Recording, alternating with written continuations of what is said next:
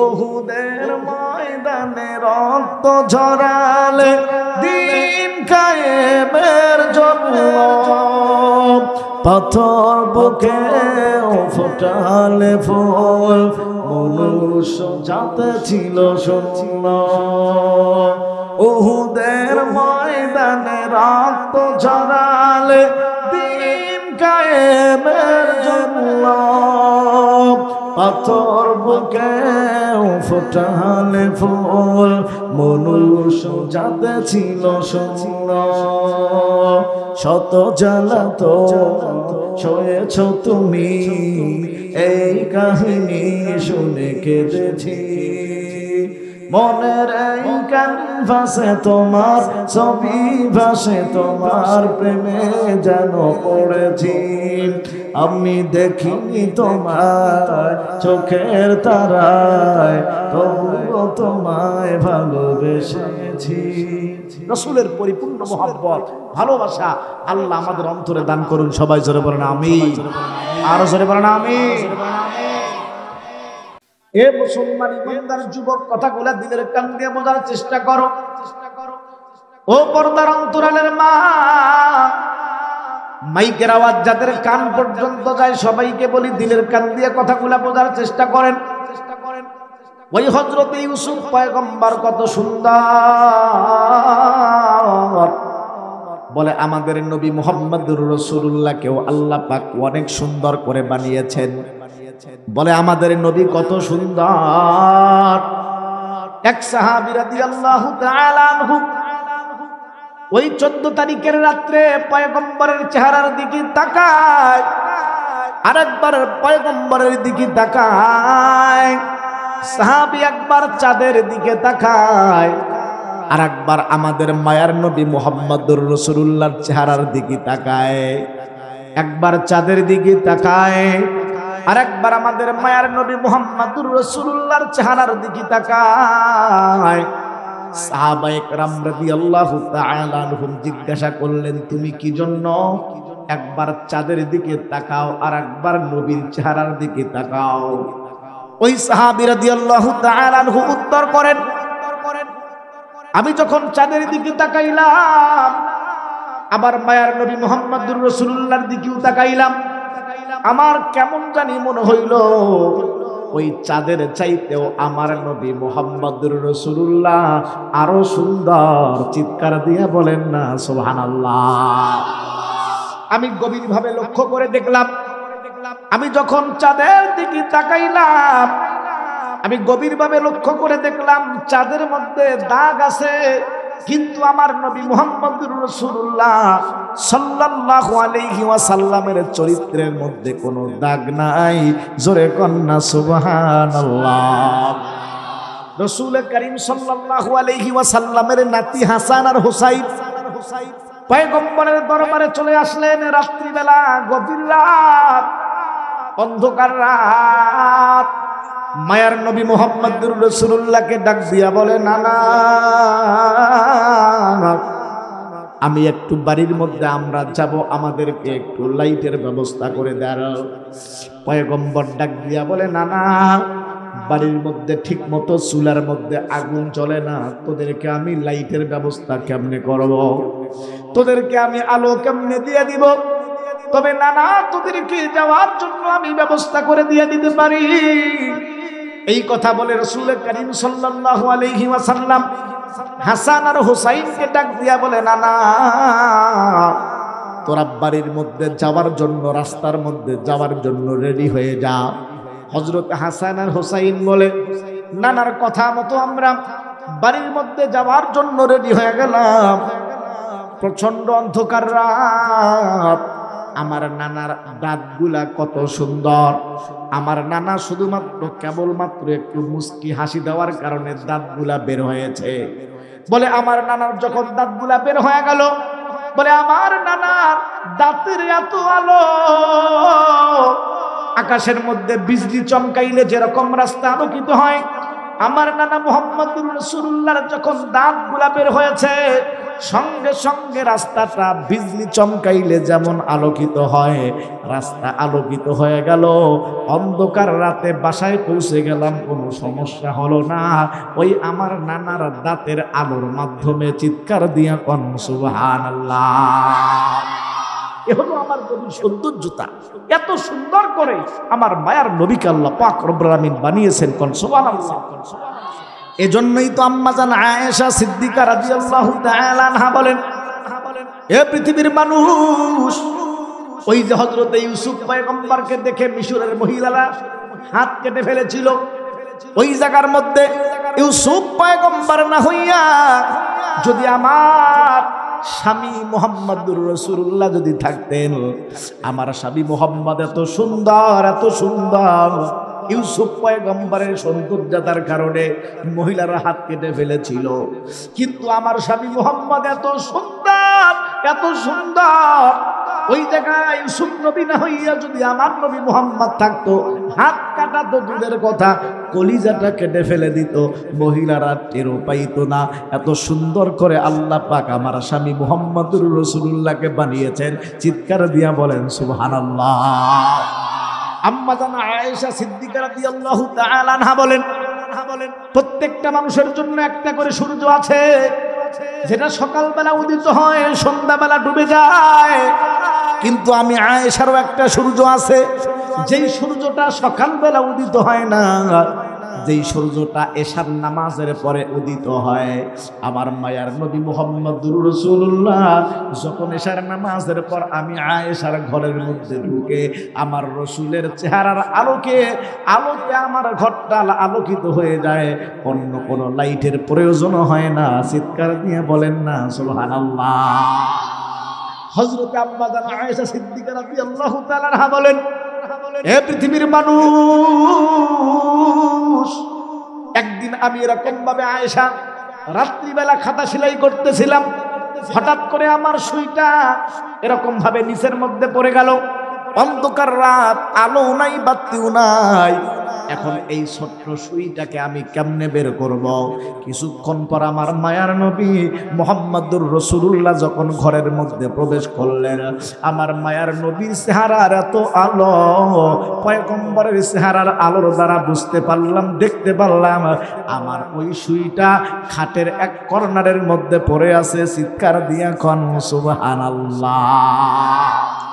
এ মুসলমান ইমানদার, কত সুন্দর নবী আমরা পাইছি রে মুসলমান ভাই। আল্লাহ পাক রব্বুল আলামিন এত সুন্দর নবী আমাদেরকে দান করেছেন, যেই নবীর কোনো বর্ণনা করে তুলনা করে শেষ করা যাবে না। যেই নবী মুহাম্মদুর রাসূলুল্লাহর সব নবীর মধ্যে আল্লাহ পাক যা দিয়েছেন, আমার নবী মুহাম্মদুর রাসূলুল্লাহর মধ্যে আল্লাহ পাক তাই দিয়েছেন। চিৎকার দিয়া বলেন সুবহানাল্লাহ। হসনে ইউসুফ দমে ঈসা ইয়াদে বাইজাদারি আছে খুবা হামাদারা তু তনহাদারি।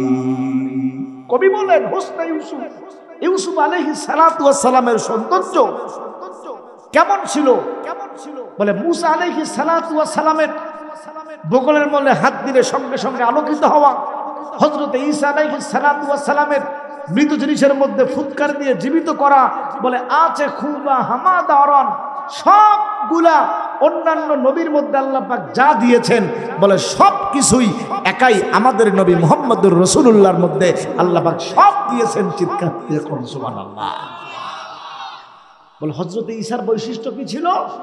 হযরত ঈসার বৈশিষ্ট্য ছিল মৃত জিনিসের মধ্যে ফু দিলে সঙ্গে সঙ্গে জীবিত হওয়া। বলে আমাদের নবীর মধ্যে আল্লাহ পাক এই বৈশিষ্ট্য দিয়েছিলেন। সুবহানাল্লাহ একটু জোরে বলেন। আমার রাসূল সাল্লাল্লাহু আলাইহি ওয়াসাল্লামকে সাহাবায়ে কেরামরা কেমন মহব্বত করতেন, কত ভালোবাসতেন। হযরত জাবের রাদিয়াল্লাহু তাআলা আনহু পয়গম্বরের একজন সাহাবী। হযরত জাবের পয়গম্বরকে এত মহব্বত করতেন, পয়গম্বরকে এত ভালোবাসতেন। হযরত জাবের রাদিয়াল্লাহু তাআলা আনহু পয়গম্বরের দরবারের মধ্যে চলে আসছে। জাবের আসার পরে দেখে আমার মায়ার নবীর চেহারাটা কেমন জানি মলিন মলিন ভাব। মানুষ যখন 2-3 দিন না খায় এক দুই বেলা না খায়, দেখবেন চেহারার মধ্যে একটা মলিনতার ছাপ পাওয়া যায়, মনে হয় চেহারাটা একটু শুকনা শুকনা ভাব। হযরতে জাবের লক্ষ্য করে দেখে পয়গম্বরের চেহারাটা কেমন জানি মলিন, মনে হয় কয়েকদিন যাবত থেকে উনি মনে কিছু খান না, হয়তো এক দুই বেলা তিন বেলা উনি মনে কিছু খান না, পয়গম্বরের চেহারাটা একটু মলিন হয়ে গেছে। হযরতে জাবের রাসূলকে এত মহব্বত করতেন, এত ভালোবাসতেন, বলে হ্যাঁ আমার রাসূল না খেয়ে থাকবে আর আমি জাবের আনন্দে থাকবো, খাবো দাবো ফুর্তি করব, এটা তো কখনো আশিকে রাসূলের পরিচয় হতে পারে না। এই জন্য হযরতে জাবের বলে প্রয়োজনে আমি না খেয়ে থাকবো, পয়গম্বরকে খাওয়াবো। হযরতে জাবের দেরি না করে সঙ্গে সঙ্গে বাড়ির দিকে চলে গেলেন। জোরে কোন সুবহানাল্লাহ। কত মোহব্বত, কত ভালোবাসা সাহাবা ইকরামের ছিল। আমার কক্সবাজারের ভাইয়েরা বলেন তো, সাহাবা ইকরামরা রাসূলকে যেমন মোহব্বত করেছিলেন, আমরা রাসূলকে দেখি নাই, তারপরেও রাসূলের মোহব্বত ভালোবাসা আমাদের অন্তরেও থাকার দরকার আছে না? চিৎকার দিয়ে কোন আছে না? নাই। আমি দেখিনি তোমায় চোখের তারায়, তবুও তোমায় ভালোবেসেছি। তোরা বলেন ঠিক কিনা? রাসূলকে দেখি নাই, তারপরেও রাসূলের ভালোবাসা অন্তরে থাকার দরকার আছে না? নাই। আমার ভাইয়েরা, হযরতে জাবের রাসূলকে দেখেন কেমন মহব্বত করে ভালোবাসে। হযরতে জাবের দেখে আমার পয়গম্বরের চেহারার মধ্যে মলিনতা ছাপ, দেরি না করে বাড়ির মধ্যে চলে গেল। হযরতে জাবের রাদিয়াল্লাহু তাআলা আনহু বাড়ির মধ্যে যাবার পর হযরতে জাবের তার বিবিকে ডাক দিয়া বলে, বিবি আমার, আমি লক্ষ্য করে দেখলাম আমার মায়ার নবীর চেহারার মধ্যে কেমন জানি মলিনতার ছাপ। এই জন্য বিবি দেখো তো বাড়ির মধ্যে কোনো কিছু আছে না নাই? হযরতে জাবের রাদিয়াল্লাহু তাআলা আনহু বলেন, আমি যখন আমার বিবিকে ডাক দিয়া বললাম, বিবি তাকায়া দেখ বাড়ির মধ্যে কিছু আছে না নাই? হযরতে জাবেরের বিবি ডাক দিয়া বলে, স্বামী আমার, বাড়ির মধ্যে খাবার দাবার সেরকম কিছুই নাই, মাত্র ছোট্ট একটা ছাগলের বাচ্চা আর 2-2.5 কেজি আটা। এই 2-2.5 কেজি আটা আর ছাগলের বাচ্চা ছাড়া সেরকম কোনো কিছুই বাড়ির মধ্যে নাই। হযরতে জাবের রাদিয়াল্লাহু তাআলা আনহু ডাক দিয়া বলে, বিবি আমি দেখলাম আমার মায়ার নবীর চেহারাটা কেমন যেন মলিন মলিন ভাব। এ বিবি, আমি ছাগলটাকে জবাই করে দেই, তুমি এই ছাগলটার গোশতগুলা রান্না করো, 2-2.5 কেজি আটা যা আছে সবগুলা পাকাও। আমি মায়ার নবী মুহাম্মদুর রাসূলুল্লাহর দরবারের মধ্যে যাব।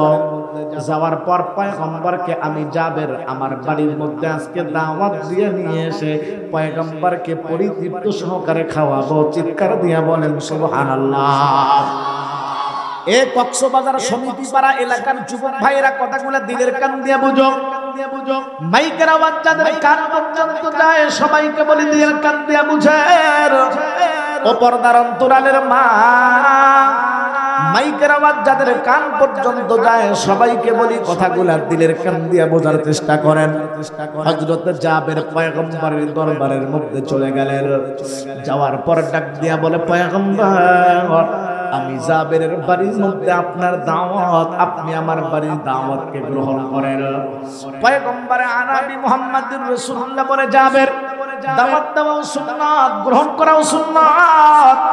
জাবের ঠিক আছে, আমি তোমার দাওয়াতকে গ্রহণ করে নিয়ে নিলাম। ও মুসলমান ইমানদার, কথাগুলো দিলের কান দিয়ে বোঝার চেষ্টা করো। হযরতে জাবের পয়গম্বরকে সহ আরো কয়েকজন সাহাবীকে, মোটামুটি কয়েকজনকে দাওয়াত দিয়া জাবের বাড়ির মধ্যে চলে আসলেন। নির্ধারিত দাওয়াতের টাইম যখন হয়ে গেল, হযরতে জাবের লক্ষ্য করে দেখি আমি তো মাত্র কয়েকজনকে দাওয়াত দিয়েছিলাম, কিন্তু পয়গম্বর আরবি মুহাম্মদুর রাসূলুল্লাহ তিনি কয়েকজনকে নিয়ে আসেন নাই। আমার মায়ার নবী মুহাম্মদুর রাসূলুল্লাহ যতগুলো আসহাবে সুফফার সদস্য ছিল সবাইকে নিয়ে হযরত জাবেরের বাড়ির দিকে রওনা হয়ে গেছে। জোরে বলেন না সুবহানাল্লাহ। হযরত জাবের আজীব হয়ে গেছে, চিন্তায় পড়ে গেছে। মাত্র 2-2.5 কেজি আটা, ছোট্ট একটা ছাগলের বাচ্চা, কয়জনকে আর খাওয়াবো? আজকে তো মান সম্মান সব প্লাস্টিক। কারণ মেহমান যখন বাসার মধ্যে আসেন যদি মেহমানদারি ঠিক মতো না করানো হয় তাহলে তো খারাপ লাগাই স্বাভাবিক। হযরত জাবের চিন্তায় পড়ে গেলেন, হায় কি হবে, কি হবে এখন? এতগুলি লোক রাসূল করিম সাল্লাল্লাহু আলাইহি সাল্লাম নিয়ে আসতেছে, দাওয়াত করেছিলাম ৫ ৬ ৭ জন ৮ জন ১০ জন লোককে, এত লোক একসঙ্গে আসছে, সামান্য ২-২.৫ কেজি আটা, ছোট্ট একটা ছাগলের বাচ্চা দিয়ে কি হবে? হযরত জাবের টেনশনে পড়ে গেলেন। কিন্তু হঠাৎ হযরত জাবেরের মাথার মধ্যে চলে আসলো, আসলে আমি তো দাওয়াত করেছিলাম অল্প কয়েকজনকে, রাসূল তো নিয়ে আসতেছে অনেক লোকজনকে, সুতরাং এই চিন্তা আমার করা লাগবে না, আমার রাসূল নিজেই এর ব্যবস্থা করবে। সুবহানাল্লাহ, একটু জোরে কোন। আমি জাবের কেন চিন্তা করছি, কেন টেনশন করছি? কোনো টেনশনের কারণ নাই, রাসূল আসুক, রাসূল নিজে ব্যবস্থা করবে। সুবহানাল্লাহ, জোরে বলেন। সাহাবায়ে কেরাম রাসূলকে দেখেন কেমন তারা বিশ্বাস করতেন, রাসূলের প্রতি ভক্তি শ্রদ্ধা কেমন ছিল। আল্লাহর পয়গম্বর মুহাম্মদুর রাসূলুল্লাহ যখন জাবেরের বাড়ির মধ্যে চলে আসলেন, আসার পর হযরতে জাবের রাদিয়াল্লাহু তাআলা আনহুর চেহারাটা কেমন জানি মলিন মলিন ভাব। পয়গম্বর দেখে বুঝে ফেলেছেন এত লোক আসার কারণে জাবের হয়তো টেনশনের মধ্যে পড়ে গেছে। মায়ার নবী ডাক দিয়া বলে, যাবে বাবা, তুমি কি জন্য টেনশন করতেছো? এত লোক দেখে মনে হয় তোমার টেনশন শুরু হয়ে গেছে, কেমনে তুমি খাবার দাবারের ব্যবস্থা করবা? হযরত জাবের বলে, পয়গম্বর আসলে সত্য কথা, মাত্র ২.৫-৩ কেজি আটা, ছোট্ট একটা ছাগলের বাচ্চা, আসলে আমি কেমনে এত লোকের মেহমানদারি করাবো, চিন্তার মধ্যে আছি। পয়গম্বর আরবি ডাক দিয়া বলে, জাবের চিন্তা করিও না, যখন তোমার খাবার দাবার রান্না হয়ে যাবে আমি মায়ার নবীকে একটু হান্ডির কাছে তুমি নিয়ে যাইও। সুবহানাল্লাহ, জোরে কর। হযরত জাবের বলে, যখন আমার খাবার দাবার যখন রান্না বান্না শেষ হয়ে গেল, ওই পয়গম্বর আরবিকে হান্ডির কাছে যখন আমি জাবের নিয়ে গেলাম, আমার মায়ার নবী কি যেন পরে হান্ডির মধ্যে একটা ফু দিলেন, আর জাবেরকে বলেন, বাবা জাবের এখন তুমি পরিবেশন শুরু করে দাও। হযরত জাবের বলেন, পয়গম্বরের কথা মতো এখন যখন আমি পরিবেশন শুরু করে দিলাম, ওই আসহাবে সুফফার যত সাহাবায়ে কেরাম ছিল সমস্ত সাহাবায়ে কেরাম গুলোকে খাওয়াইলাম। আল্লাহর কসম করে বলি, এক টুকরা গোশত আর রুটি কমে নাই, যেমন রুটি যেমন গোশত ছিল ওরকমই আছে। সবগুলা আমার পয়গম্বরের মুখের ফুৎকারের বরকত। চিৎকার দিয়ে বলেন সুবহানাল্লাহ।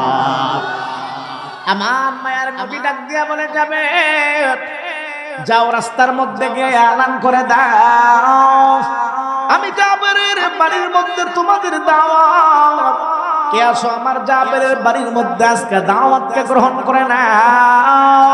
হযরত জাবের বলে, রাস্তার মধ্যে গেলাম আর আমি জাবের দাওয়াত দিলাম, কে আসো আমি জাবেরের বাড়ির মধ্যে দাওয়াতকে গ্রহণ করে নাও। হযরত জাবের বলেন, পয়গম্বরের কথা মতো রাস্তার মধ্যে থেকে কিছু লোক নিয়ে আইসা আমি জাবের যখন খাওয়াইয়া দিয়া দিলাম, আল্লাহর কসম করে বলি আমার পয়গম্বরের মুখের ফুৎকারের এত বরকত, গোশত কমে না, রুটিও কমে না, যেরকম ছিল সেরকমই আছে। চিৎকার দিয়া বলেন না সুবহানাল্লাহ। এ মুসলমান, মজার কাহিনীটা এখন আপনাদেরকে শোনাবো। যেই কথাটা বলার জন্য এই জায়গার মধ্যে এই ঘটনাটা বলতেছিলাম, দেখেন মজার কাহিনীটা এখন শুরু হয়ে যাবে। আল্লাহর পয়গম্বর ডাক দিয়া বলে, যাবে সবাইকে খাওয়া দাওয়া শেষ। হযরত জাবের বলে, পয়গম্বর সবাই খাওয়া দাওয়া শেষ করেছে, বলে জাবের তুমিও খাও, তোমার পরিবারকে খাওয়াও, আমি পয়গম্বরকে দাও আমিও খাই। সবার যখন খাওয়া দাওয়া শেষ হয়ে গেল, এ মুসলমান দেখুন আমার মায়ের নবীর কি রকম আল্লাহ পাক মুজিজা দান করেছেন। ওই হযরত ঈসা পয়গম্বরকে আল্লাহ মুজিজা দিয়েছিলেন মৃতকে জীবিত করা। আল্লাহ পাক আমার নবী মুহাম্মদুর রাসূলুল্লাহকেও সেই মুজিজা দান করেছেন মৃতকে জীবিত করা। জোরে বলেন তো এগুলি যিনি করেন, জোরে বলেন তো উনি কে? আমার মালিকের নাম নিতে কি কষ্ট হয় মুসলমান? একটু জোর আওয়াজ দিয়ে খাও আল্লাহ। আকাশ বাতাস মুখরিত করে সবাই জোর আওয়াজে বলেন আল্লাহ। হযরত জাবের যখন রান্না বান্না খাওয়া দাওয়া যখন সবগুলা পরিবেশন শেষ হয়ে গেল, আল্লাহর পয়গম্বর ডাক দিয়া বলে, যাবে মেহমানদেরকে খাওয়া দাওয়ার পরে যতগুলো হাড্ডি এদিক সেদিক এরকম ভাবে পড়ে আছে সবগুলাকে একত্রিত করে আমি পয়গম্বরের কাছে তুমি নিয়ে আসো। হযরতে জাবের বলে সমস্ত হাড্ডিগুলা এক জায়গার মধ্যে করে আমি নোংরাগুলা যখন আমার মায়ার নবী মুহাম্মদুর রাসূলুল্লাহর কাছে নিয়ে আসলাম, আমার পয়গম্বর ডাক দিয়া বলে জাবের দেখো। হযরতে জাবের বলে আমি লক্ষ্য করে দেখতেছি পয়গম্বর আরবি কি যেন পরে ওই হাড্ডিগুলার মধ্যে ফু দিয়ে দিলেন। এই মৃত হাড্ডি গোশত খাওয়া সবগুলা শেষ, হাড্ডিগুলা পড়ে আছে, হাড্ডির মধ্যে কোনো জীবন নাই, কোনো কিছুই নাই। আমার মায়ার নবী মুহাম্মদুর রাসূলুল্লাহ কি যেন পরে হাড্ডির মধ্যে শুধু একটা ফু দিলেন, যেমন ছাগল ছিল ওরকম ছাগলের বাচ্চা হয়ে গেল। চিৎকার দিয়া বলেন না সুবহানাল্লাহ। এ হলো আমার নবীর বরকত। এজন্য শায়ের বলে হোসনে ইউসুফ দমে ঈসা ইয়াদে বাইজা দারি আছে খুবা হামাদার তু তনহাদারি। সব নবীকে আল্লাহ যা দিয়েছেন একাই আমাদের নবী মুহাম্মদুর রাসূলুল্লাহকে আল্লাহ পাক সব দিয়েছেন। জোরে কোন সুবহানাল্লাহ। এজন্যই তো মৃত হাড্ডির মধ্যে রসুল যখন ফু দিলেন সঙ্গে সঙ্গে জীবিত ছাগল উপহার দিয়ে দিলেন। সুবহানাল্লাহ একটু জোরে বলেন। এই নবীকে আল্লাহ পাক এত মুআজিজা দিয়েছিলেন। তো আমার রসুলকে আল্লাহ যত মুআজিজা দিয়েছিলেন তার মধ্যে আরেকটা মুআজিজা হলো রসুল যখন কোনো পথ দিয়ে যাইতেন আর ওই পথে যদি কোনো শত্রু থাকতো, ইহুদি খ্রিস্টান এরা থাকতো, অটোমেটিক তাদের দিলের মধ্যে ভয় ঢুকিয়ে দিতেন কে? আমার ভাইয়েরা, এই ইহুদিরা কিন্তু মুসলমানদের চির দুশমনেরা, খ্রিস্টানরা এরা মুসলমানদের চির দুশমন। ইহুদি খ্রিস্টান এরা মুসলমানদের সঙ্গে কি না কি করেছে, সব জায়গার মধ্যে মুসলমানদেরকে কষ্ট দেওয়ার জন্য ইহুদি খ্রিস্টানরা আজকেও লেগে পড়েছে। এমনকি আমাদের কলিজার টুকরা আমাদের বাইতুল মুকাদ্দাস, সেই ফিলিস্তিন, সেই ফিলিস্তিনের সেই বাইতুল মুকাদ্দাস, সে আল্লাহর ঘরকে তারা দখল করে নিয়েছে। শুধু কি তাই বলে না, আমাদের নিরীহ মুসলমান ভাইদেরকে রক্তাক্ত করে ঘর থেকে বের করেছে, বাড়িগুলাকে দখল করে নিয়েছে, জমিগুলাকে দখল করে নিয়েছে, শেষ পর্যন্ত তাদের বাড়ি ভিটা ছাড়তে ইহুদি খ্রিস্টানরা বাধ্য করেছে। জোরে বলে ঠিক কিনা? এরা এত বড় খারাপের খারাপ, কিন্তু তারা যতই প্ল্যান করুক না কেন, যা কিছু করুক না কেন, শেষ পর্যন্ত বিজয় কিন্তু আল্লাহ পাক মুসলমানদেরকেই দেন। জোরে বলেন ঠিক কিনা? সব জায়গার মধ্যে শেষ বিজয় আল্লাহ মুসলমানদেরই দেন। এই জন্য বাইতুল মুকাদ্দাসকে আজকে ফিলিস্তিনের মুসলমানদেরকে যেরকম পাখির মতো তারা মারতেছে, আল্লাহ রাসূল বলেন ওই পর্যন্ত কিয়ামত হবে না যতক্ষণ না পর্যন্ত বাইতুল মুকাদ্দাস মুসলমানদের হাতে না আসে। আজ না হয় কাল ইনশাআল্লাহ মুসলমানদের হাতে আল্লাহ পাক বাইতুল মুকাদ্দাসকে তুলে দিবেন। জোরে কোন আল্লাহু আকবার। আর জোরে কোন আল্লাহু আকবার। আমার ভাইরা, এই জন্য ইহুদি খ্রিস্টানেরা মুসলমানদের চির দুশমন। কিন্তু দুশমনি যতই করুক, যাদের পক্ষে আল্লাহ আছেন তাদের কোনো ভয় নাই। জোরে বলেন ঠিক কিনা? হযরত ওমরে ফারুকের জামানা, হযরত ওমরে ফারুকের জামানা শুরু হয়ে গেছে। খ্রিস্টানরা একবার মুসলমানদেরকে আটকানোর জন্য, মুসলমানদেরকে যেখানেই যাচ্ছে মুসলমানরা যুদ্ধের মধ্যে বিজয় লাভ করতেছে, খ্রিস্টানরা দেখলো হায় মুসলমানদের সঙ্গে তো আমরা কুলে উঠতে পারছি না, এজন্য কি করো বলে এমন কিছু প্রশ্ন বানাও যে মুসলমানদেরকে আমরা করব, মুসলমানরা যদি জবাব না দিতে পারে মদিনার মধ্যে হামলা করে মদিনাকে শেষ করে দিব, মুসলমানদেরকে শেষ করে দিব। নাউজুবিল্লাহ, একটু আস্তে কথা।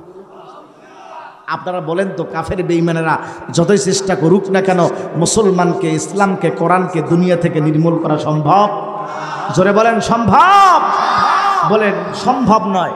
যারা ইসলামের উপর আঘাত করেছে, ইসলামের বিপক্ষে যারাই অবস্থান নিয়েছে, বলে আল্লাহ পাক সবাইকে ধ্বংস করেছেন। জোরে বলেন ঠিক কিনা? যাদের পক্ষে আল্লাহ আছেন তাদের কোনো ভয় নাই।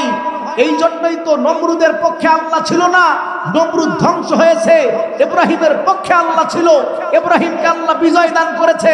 ফেরাউনের পক্ষে আল্লাহ ছিল না, মুসার পক্ষে আল্লাহ ছিল, মুসাকে আল্লাহ বিজয় দান করেছেন। ঠিক তদ্রুপ আবু জেহেলের পক্ষে আল্লাহ ছিল না, মুহাম্মদুর রাসূলুল্লাহর পক্ষে আল্লাহ ছিল, আল্লাহ পাক মুহাম্মদুর রাসূলুল্লাহকে বিজয় দান করেছে। আজকেও যারা কোরআনের বিপক্ষে অবস্থান নেয়, ইসলামের বিপক্ষে অবস্থান নেয়, মুসলমানদেরকে এরকম ভাবে রক্ত রঞ্জিত করতে চায়, কোরআনকে দুনিয়া থেকে মোচন করতে চায়, বলে মুসলমানদের পক্ষে তো আল্লাহ আছেন। যেরকম ভাবে ফেরাউনকে মালিক ধ্বংস করেছে, এরকম ভাবে আল্লাহ পাক রব্বুল আমিন আবু জেহেলকে ধ্বংস করেছে, আজকেও যারা কোরআনের বিরুদ্ধে অবস্থান নেবে, বলে আবাবিল দ্বারা যেরকম ভাবে আল্লাহ পাক আব্রাহাকে ধ্বংস করেছে, সে আল্লাহ এখনো আছেন, ওই পাখিও এখনো আছে। যারাই বিপক্ষে অবস্থান নেবে তাদেরকেও আল্লাহ পাক আব্রাহার মতো ধ্বংস করতে কোনো দ্বিধাবোধ করবে না। জোরে বলেন ঠিক কিনা? আল্লাহ পাক আছেন, যার পক্ষে আল্লাহ আছে তাদের কোনো ভয় নাই। খ্রিস্টানরা মুসলমানদের আটকানোর জন্য ওরা অনেক কষ্ট করে কয়েকটা প্রশ্ন বানাইলো, 4টা প্রশ্ন বানাইছে, যে এই প্রশ্নগুলা করে মুসলমানদেরকে আটকাবো। কিন্তু মুসলমানদের পক্ষে তো আল্লাহ আছে, কোনো চিন্তার কারণ আছে? জোরে কোনো চিন্তার কারণ আছে? বলে কিন্তু তারা মনে করছে প্রশ্নগুলো এত কষ্ট করে বানাইলাম, মুসলমানরা জবাব দিতে পারবে না। দেখেন প্রশ্নগুলো কি মারাত্মক। আমরা যখন হাটহাজারী মাদ্রাসায় পড়ি, হাটহাজারী মাদ্রাসার মধ্যে পড়ার সময় হাটহাজারী মাদ্রাসার ওস্তাদে মহতারাম আল্লামা আশরাফ আলী নিজামপুরী দামাত বারকাতুহুমুল আলিয়া মাদ্রাসার মধ্যে সাপ্তাহিক বয়ান হয়। এই সাপ্তাহিক বয়ানের মধ্যে এখন যে আপনাদের বয়ানটা করছি আমি, হুজুর সাপ্তাহিক বয়ানের মধ্যে এই ওয়াজটা করছিলেন। আমরা হাজার হাজার ছাত্র, হাটহাজারীতে তো আমরা যে বছর পড়েছি দাওরা হাদিস, সে বছর কিন্তু দাওরা হাদিসের ছাত্র ছিল 2700, 300 কম 3000 ছাত্র, আর পুরো মাদ্রাসা মিলে প্রায় 7 থেকে 8,000 ছাত্র। এই হাজার হাজার ছাত্র আমরা সবাই মসজিদের মধ্যে বয়ান শুনছি। হুজুর বয়ান করছিলেন যে খ্রিস্টানরা মুসলমানদেরকে আটকানোর জন্য 4টা প্রশ্ন করেছে। জোরে বলেন তো ভাই কয়টা? এটা কথা বলেন কয়টা? 4টা। আর প্রশ্ন 4টা এমন ভাবে বানাইছে, ওরা মনে করেছে মুসলমানরা জবাব দিতে পারবে না, কিন্তু আল্লাহ পাক তো মুসলমানদের পক্ষে আছেন, মালিক তো মুসলমানদের পক্ষে আছেন, মুসলমানদের কোনো ভয় নেই। জোরে কোন ঠিক কিনা? কিন্তু তারা অনেক চেষ্টা করেছিল। 1 নম্বর প্রশ্ন, দেখেন প্রশ্নগুলো কত মারাত্মক।